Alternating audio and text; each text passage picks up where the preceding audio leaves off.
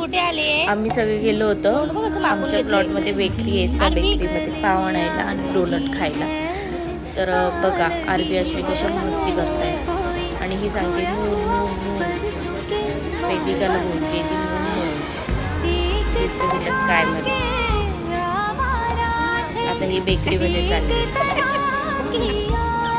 आणि कपकेक दिलेत त्यांना. काय खाल्लं? कुठे चालली? कुठे चालली? आता या बेकरीमध्ये दिल्याबद्दल